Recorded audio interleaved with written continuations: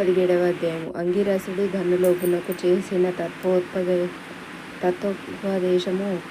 ఓ మునిశ్రేష్ఠులారా, ఓ ధనులోభి, నీకు కలిగిన సంశయములు సమాధానాలు చెప్పుచున్నాను వినుము. కర్మఫలము ఆత్మకు దేహధారణము సంభవించుచున్నది. కావున శరీరోత్పత్తికి కర్మకారణమగుచున్నది.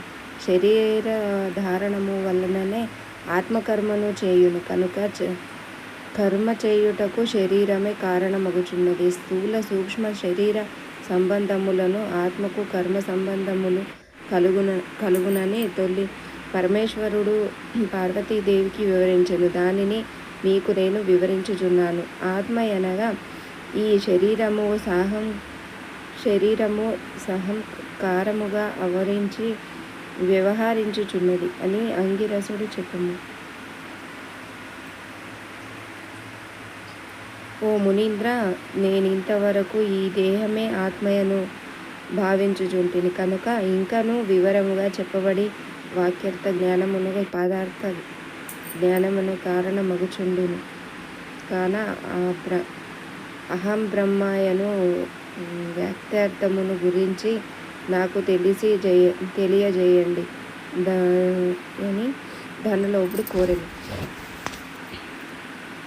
అప్పుడు ధనులోపునితో అంగిరసుడు ఇట్లనే, ఈ దేహము అంతఃకరణ వృత్తికి సాక్షియే. నేను నాది అని చెప్పబడు జీవాత్మయే అహం అను శబ్దము సర్వాంతర్యామియే సచ్చిదానంద రూపమైన పరమాత్మ నా అనుశబ్దము ఆత్మకు ఘటాదుల వలె శరీరములకు లేదు.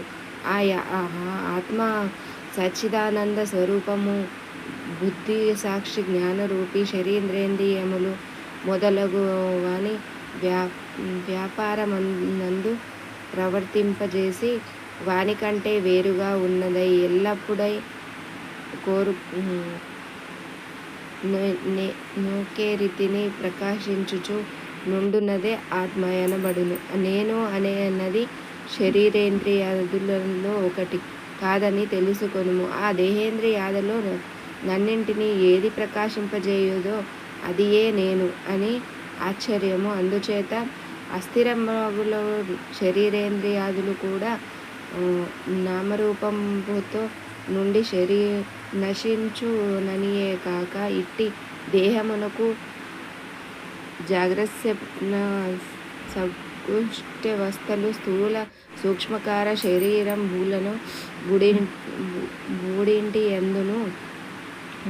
యందును నేను నాది అని వ్యవహరించేది ఆత్మయని గ్రహించుకొనుము. ఇనుము నూదంటురాయిని అంటిపెట్టుకొని తిరుగునట్లు శరీర ఇంద్రియాలు దేని నాశ్రయించి తిరుగుచుండెనో అదే ఆత్మ. అట్లే అవి ఆత్మ వలన తమ పనినే చేయును. నిద్రలో శరీరేంద్రియాదులు సంబంధము లేక గాఢ నిద్రలో మేల్కొన్న తర్వాత నేను సుఖనిద్రపోతిని, సుఖంగా ఉంది అనుకునేదే ఆత్మ. దీపము గాజుబుడ్డిలో ఉండి ఆ గాజును ప్రకాశింపజేయునట్టు ఆత్మ కూడా దేహేంద్రియాలను ప్రకాశింపజేయుచున్నది. ఆత్మ పరమాత్మ స్వరూపమగుట వలన దానిని పుత్రాదులు ఇష్టమగుచున్నారు. అట్టి విశేష ప్రేమస్పదనకు వాస్తువేదో అదియే పరమాత్మయని గ్రహింపుము. తత్వమాసి మొదలైన వాక్యములందలి త్వం అను పదమునకు కించిత్ జ్ఞాత్వాది విశిష్టమందు జీవాత్మయని అర్థం. తత్ అనుపదము నాకు సర్వజ్ఞ దిగుణాత్మ విశిష్టమైన సచ్చిదానంద స్వరూపమని అర్థము.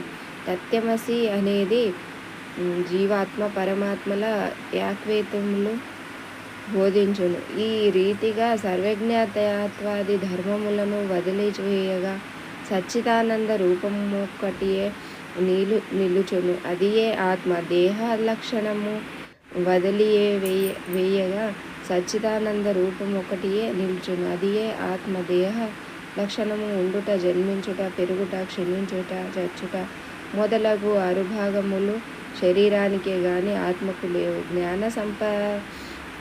జ్ఞానానంద స్వరూపమే పూర్వత్వము గలది. వేదములలో దేనికి సర్వజ్ఞత్వము ఉపదేశము సంపూర్ణత్వము నిరూపించబడి ఉన్నదో అది ఏ ఆత్మ. ఒక కుండను జూచి అది మట్టితో చేసినదే అని ఏ విధముగా గ్రహింతునో అటులనే ఒక దేహాంతర్యామియగు జీవాత్మ పరమాత్మయని తెలుసుకొని జీవులచే కర్మఫలం చేసేవాడు పరమేశ్వరుడు. జీవుల కర్మఫలం అనుభవింతురనియు తెలుసుకొనుము.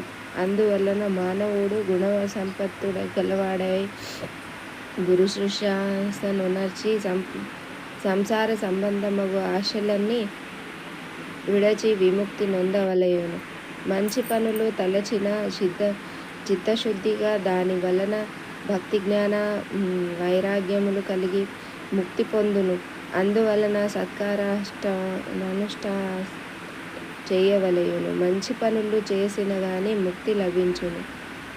అంగీరసుడు చెప్పగా ధనలోపుడు నమస్కరించి ఇట్లా నేను 17వ రోజు పారాయణము సమాప్తము.